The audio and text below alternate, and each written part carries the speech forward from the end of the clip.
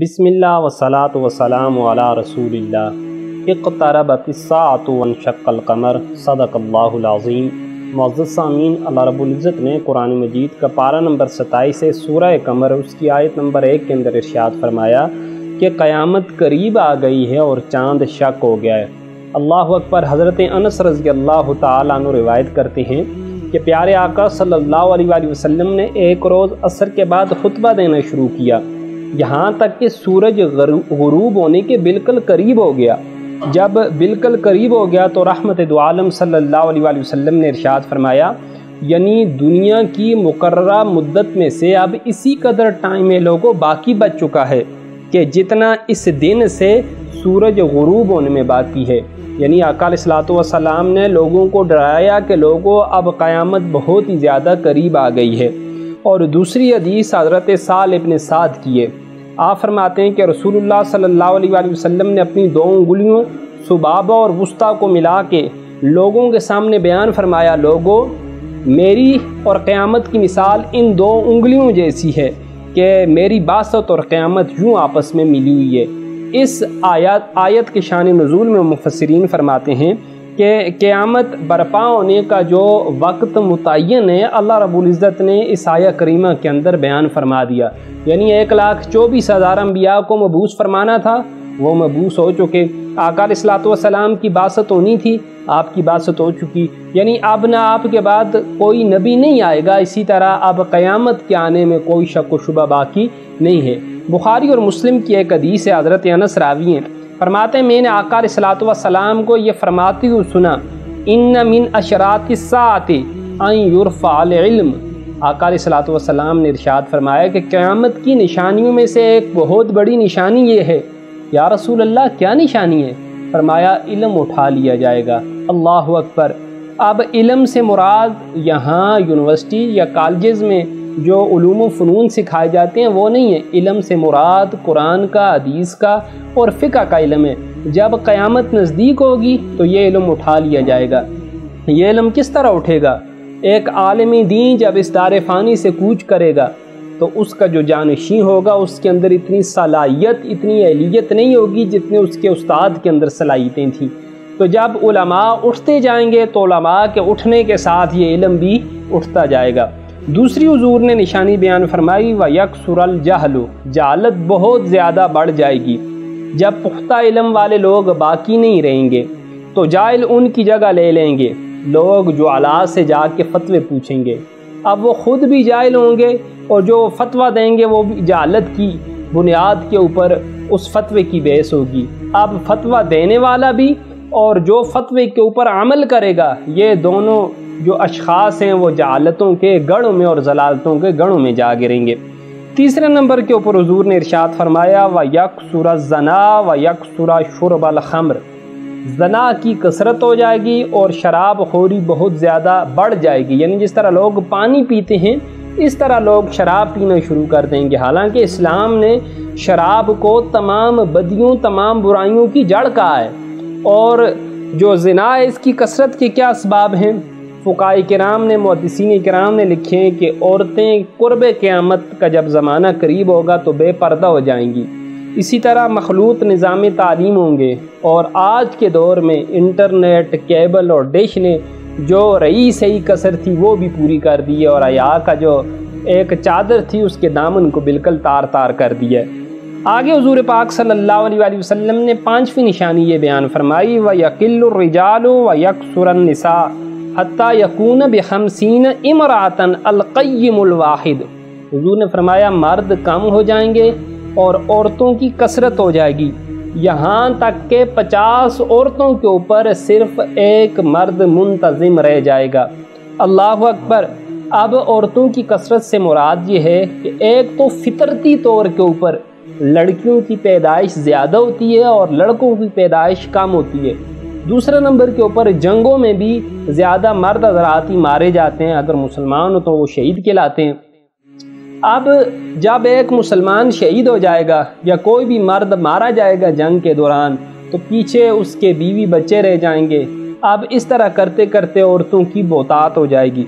اور دوسرا جو حضور پاک صلی اللہ علیہ وآلہ وسلم نے یہ ارشاد فرمایا کہ ایک مرد وہ 50 عورتوں کا منتظم ہوگا۔ اس سے مراد یہ نہیں کہ ایک مرد 50 شادیاں کرے گا، کیونکہ شریعت محمدیہ صلی اللہ علیہ وآلہ وسلم میں صرف 4 نکاح ان کی بیک وقت اجازت ہے، اور 4 سے اوپر تا ابد تا قیامت حرام ہے۔ اس سے مراد یہ ہے کہ ایک خاندان میں ماں بھی ہوگی، دادی بھی ہوگی، پھوپھیاں بھی ہوں گی، خالائیں بھی ہوں گی، اس کی بہنیں بھی ہوں گی، اس طرح کی 50 عورتیں بیٹھی ہوئی ہوں گی، اور ان کی کفالت کرنے والا، ان کا منتظم، ان کا انتظام و انصرام سنبھالنے والا صرف ایک ہی مرد ہوگا۔ اور دوسری حدیث میں قرب قیامت کی یہ بھی نشانیاں بیان فرمائی گئی ہیں کہ حضور فرماتے ہیں جب قیامت قریب ہوگی تو اللہ رب العزت حجر اسود کو اور مقام ابراہیم کو اٹھا لیں گے، اور دنیا میں کوئی بھی اللہ اللہ کہنے والا، کوئی بھی مسلمان توحید و رسالت کی گواہی دینے والا دنیا کے اندر کوئی بھی شخص نظر نہیں آئے گا۔ اور دوسری حدیث جو حضرت انس رضی اللہ تعالیٰ عنہ سے مروی آپ فرماتے ہیں کہ آقا علیہ الصلوۃ والسلام نے فرمایا قیامت اس وقت تک قائم نہیں ہوگی جب تک کہ زمانہ بہت جلدی نہ گزرنے لگ جائے۔ اب زمانے کے جلدی گزرنے سے مراد یہ ہے کہ زمانے کے اندر بالکل بھی جو برکتیں ہیں وہ نہیں رہیں گی، برکتیں ساری اٹھا لی جائیں گی۔ کیا ہوگا کہ انسان صبح 10-11 بجے سو کے اٹھے گا، اور اس کے بعد اس کا ایک کام بھی ختم نہیں ہوگا کہ دن جو ہیں وہ ختم ہو جائیں گے، کیونکہ برکت والے اوقات تو صبح کے وقت ہیں۔ اب صبح کے وقت، صبح کی نماز تو ایک مسلمان جب وہ چھوڑ دیں گے تو سارا دن ان کے جو وقت ہے ان کے اندر سے برکتیں اٹھا لی جائیں گی۔ یا لوگ اس طرح کی آفتوں کے اندر، مصیبتوں کے اندر مبتلا ہوں گے کہ ان کو وقت کے گزرنے کا بالکل بھی احساس نہیں ہوگا۔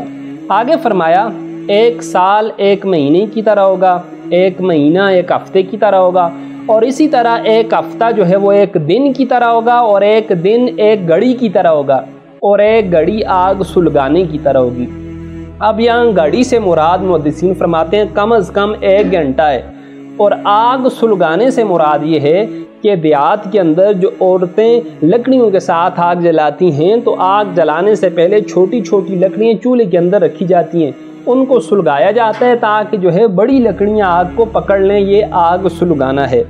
تو زمانے کی جب برکتیں ختم ہوں گی تو زمانے کے گزرنے کا احساس ہی نہیں رہے گا۔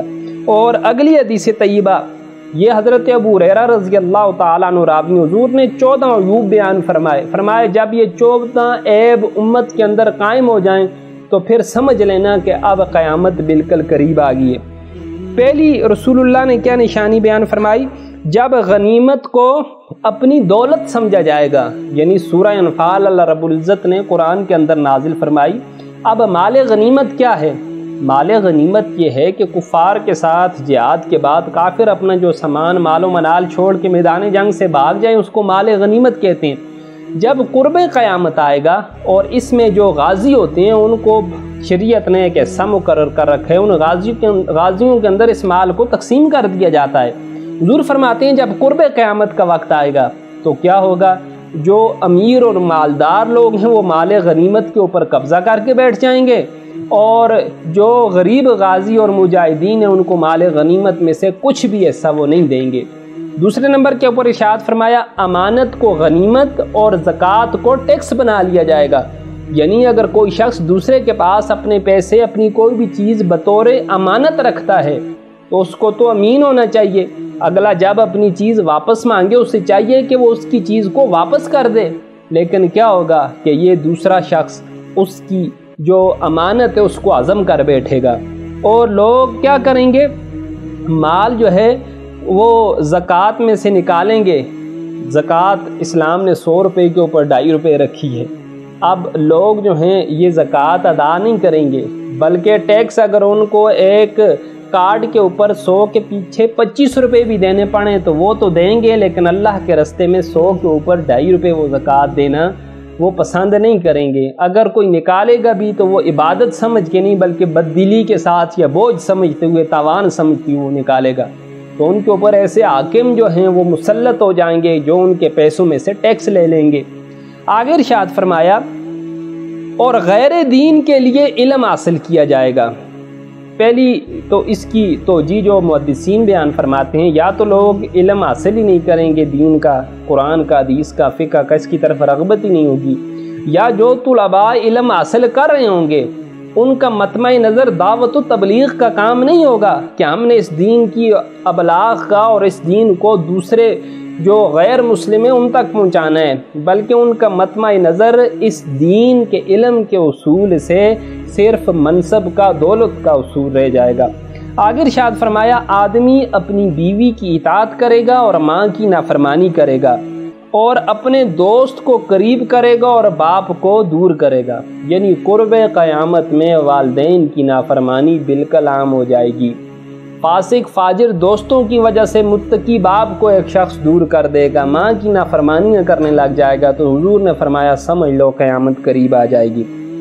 7ویں نمبر کے اوپر ارشاد فرمایا مسجدوں میں آوازیں اونچی ہوں گی، یعنی آج آپ دیکھ لیں مسجدوں کے اندر لوگ باتیں کرنا اس کو کوئی عیب والا کام ہی نہیں سمجھتے، موبائلوں کے اوپر جو ٹیونز لگی ہوئی ہیں وہ انڈیا کے گانے لگے ہوئے ہیں، وہ مسجدوں کے اندر بلند ہو رہے ہیں۔ اسی طرح گم شدہ چیزوں کے اعلانات ہو رہے ہیں، لڑائی جھگڑے ہو رہے ہیں، وہ مسجد کہ جس میں صرف اللہ کا ذکر کیا جانا تھا وہاں یہ سارے کام ہو رہے ہیں۔ جب یہ سارے کام ہونے لگیں تو پھر حضور نے فرمایا سمجھ لو قیامت قریب ہے۔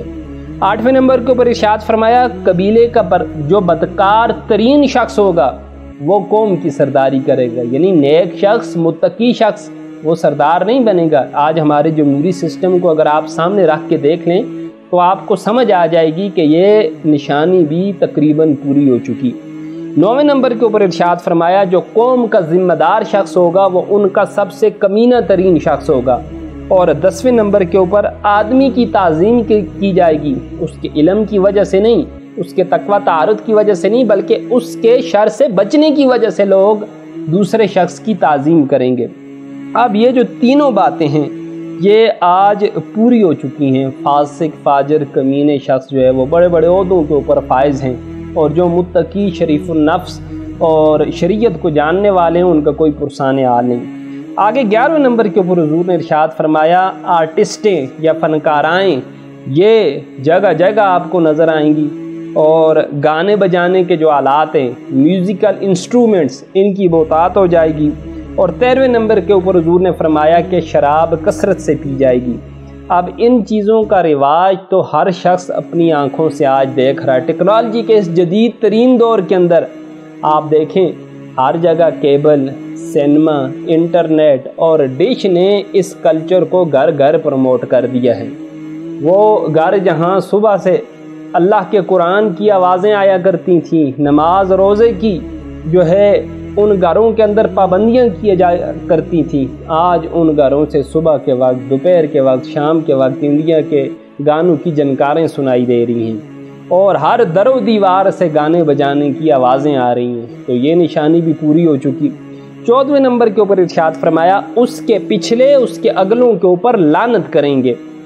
اب حضور نے فرمایا جب یہ 14 عیب امت محمدیہ کے اندر پورے ہو جائیں تو پھر تم نے کیا کرنا ہے؟ 5 عذابوں کا انتظار کرنا ہے۔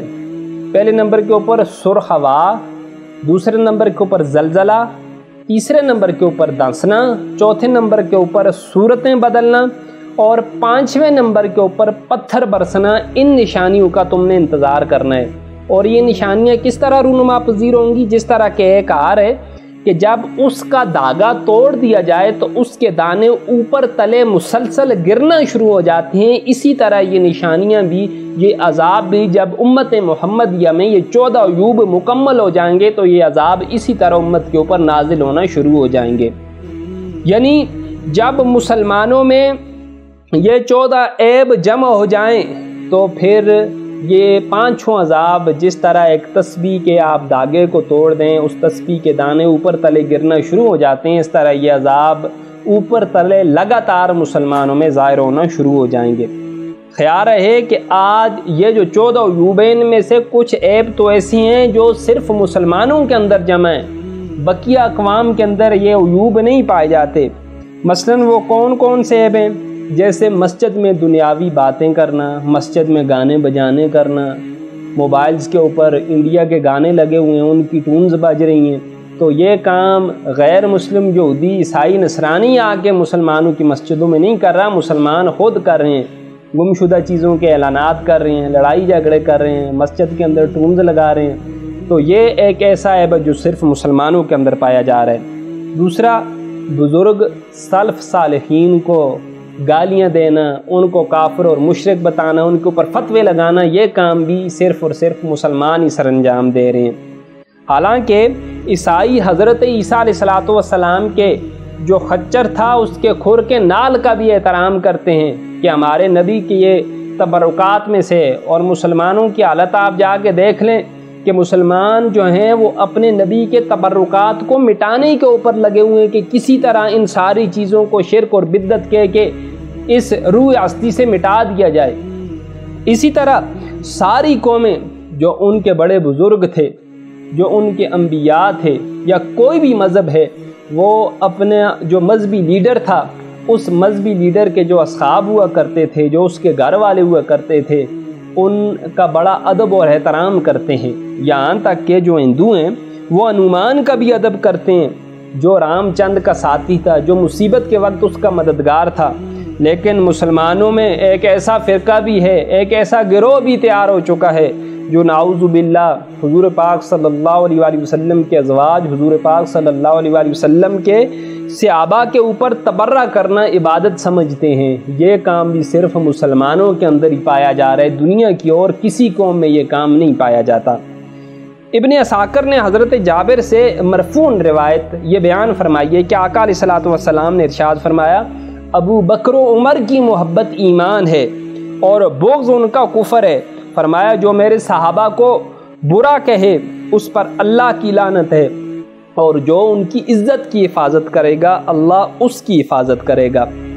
اب یہ مذکورہ والا جو عذاب ہیں یہ بھی آنا شروع ہوں گے۔ آپ دیکھیں زلزلے بھی آ رہے ہیں، سرخ ہوائیں بھی چل رہی ہیں، پتھر بھی برس رہے ہیں، بس اب صورتیں بدلنے کا جو ایک انتظار ہے وہ باقی ہے۔